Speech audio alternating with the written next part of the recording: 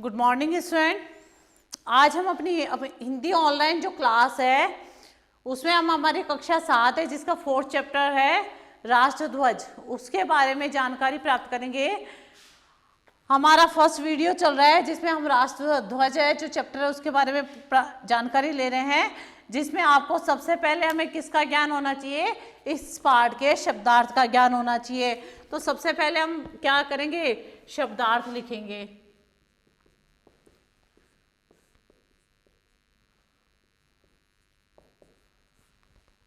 First आपको इसमें दे रखा है गौरव में,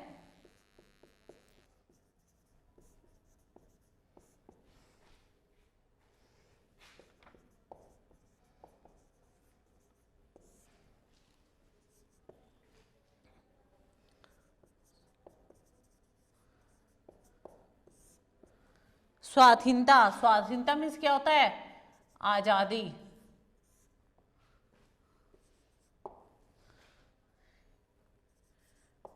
नेक्स्ट आपको दे रखा है यूनियन जैक। इसका मतलब होता है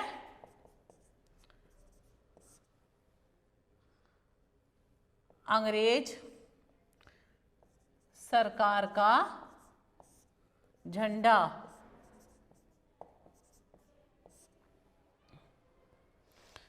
नेक्स्ट आपको दे रखा है 4th जन आकांक्षा।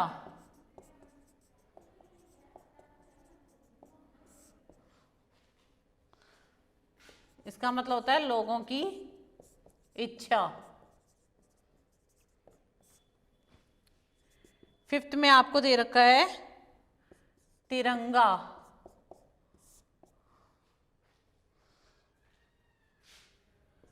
तीन रंग का। उसके बाद में 6 हार्ड वर्ड आपको दे रखा है हौसला। हौसला का अर्थ होता है साहस या हिम्मत।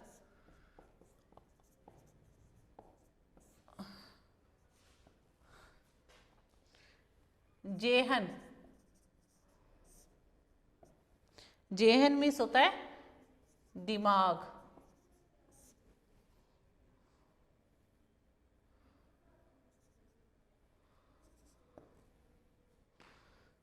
समेकित। इसका मतलब होता है एकीकृत या एक बुद्ध।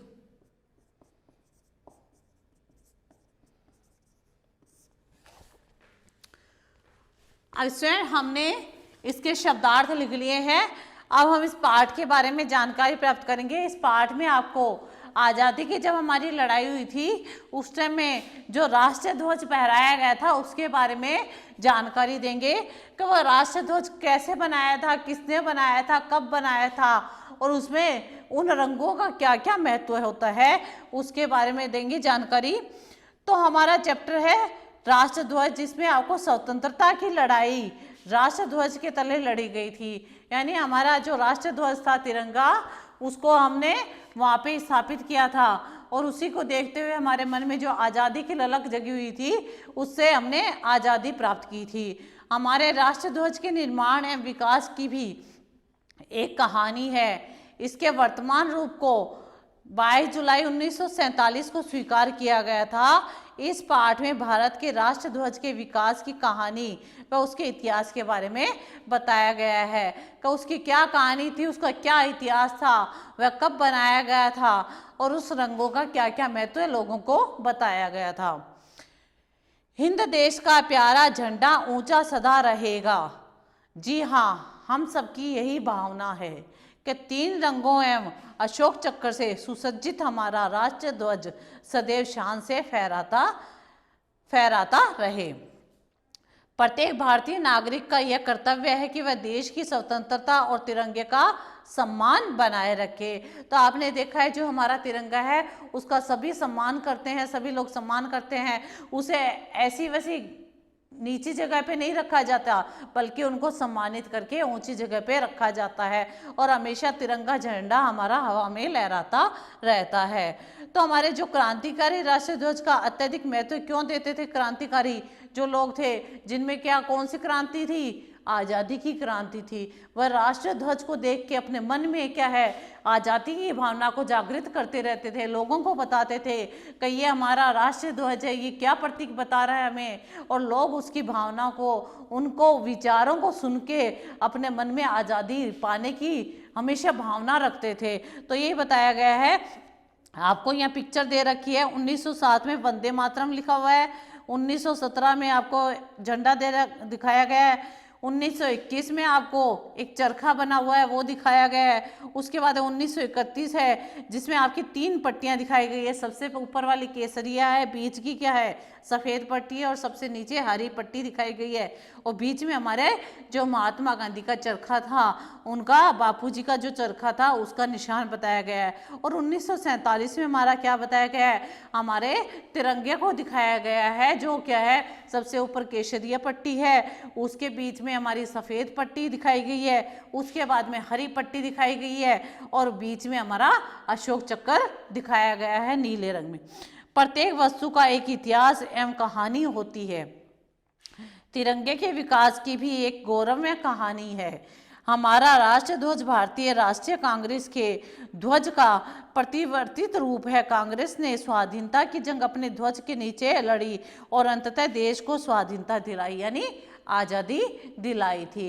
यानी उस झंडे को देखते हुए हमारे मन में, लोगों के मन में आज़ादी की ललक जगाई थी, और सब लोग क्या है, जो क्रांतिकारी लोग थे, वो झंडे को देख के उनके मन में इतना जोश आ जाता था कि स्वयं वो लड़ मरने के लिए कुछ भी तैयार हो जाते थे और अपने दुश्मनों से मुकाबला करते थे। आपको इसमें बताया गया नेक्स्ट है, अगस्त 1907 में मैडम भीखाजी कामा ने जर्मनी में आयोजित हुए अंतर्राष्ट्रीय समाजवादी सम्मेलन में पहली बार राष्ट्रीय ध्वज फहराया था।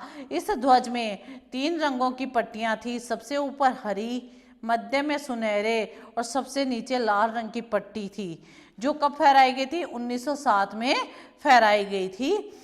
हरी पट्टी में 8 कमल बने हुए थे, सुनहरी पट्टी में वंदे मातरम अंकित था और सबसे नीचे वाली पट्टी में चंद्र और सूर्य बने हुए थे। ये हमारा राष्ट्रीय ध्वज पहला दिखाया गया है, जिसमें हमारे ऐसे बनाए गए थे। 8 कमल भारत के प्रत्येक प्रांत के प्रतीक थे।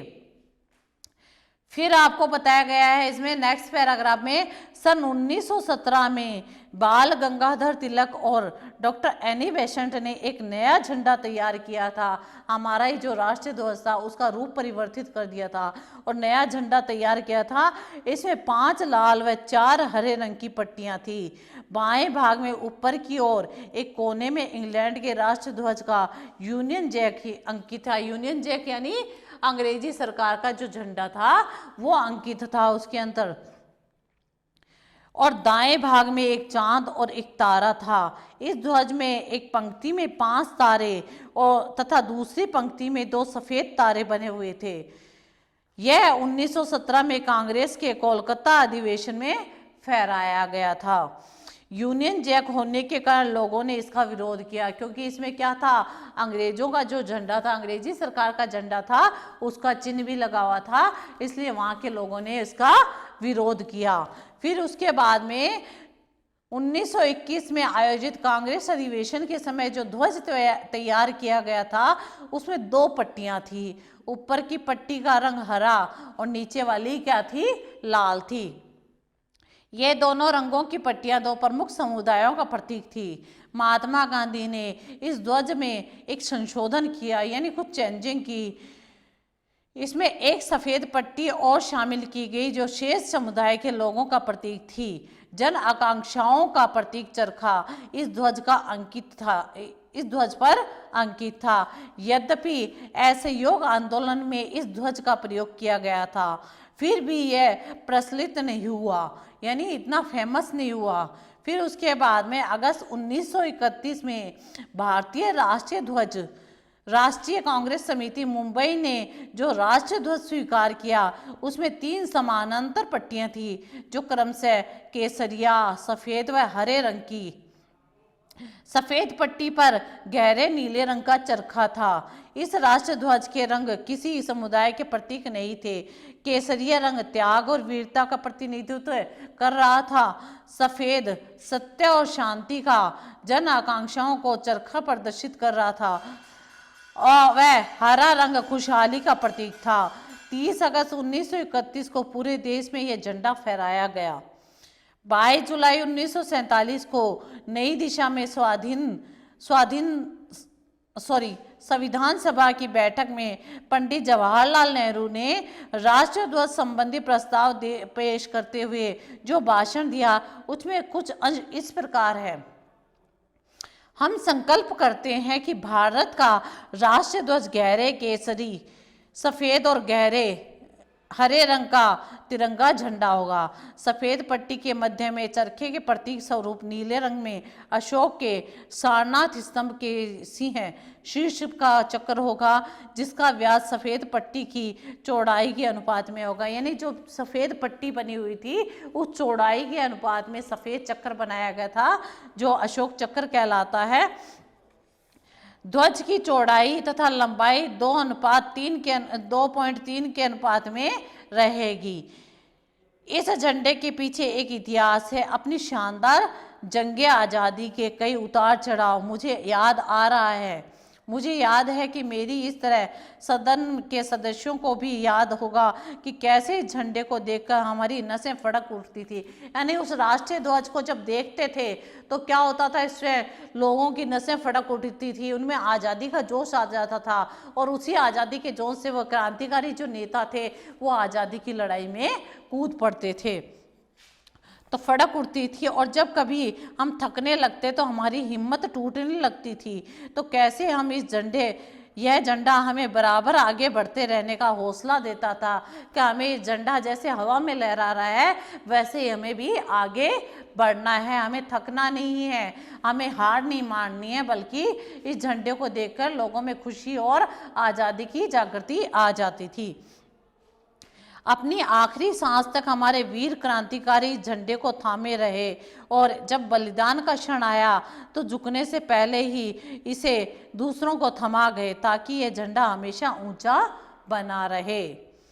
सच तो यह है कि हमने जब झंडे की रूपरेखा के बारे में सोचा तो केवल एक ही बात हमारे जेहन में थी। जेहन मीन्स हो गया इसमें हमारे दिमाग में थी।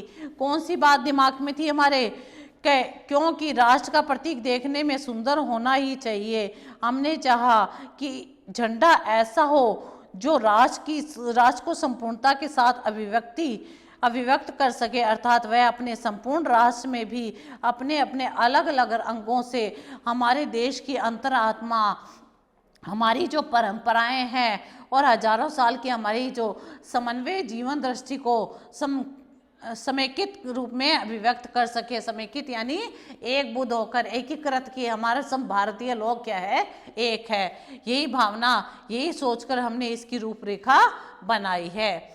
22 जुलाई 1947 को संविधान सभा द्वारा वर्तमान तिरंगे को स्वीकार कर लिया गया। 14-15 अगस्त 1947 की मध्य रात्रि को भारत के पूर्ण स्वतंत्र होने पर श्रीमती हंसा मेहता ने संविधान सभा के अध्यक्ष डॉक्टर राजेंद्र प्रसाद को असेंबली सेशन में एक नया तिरंगा भेंट किया।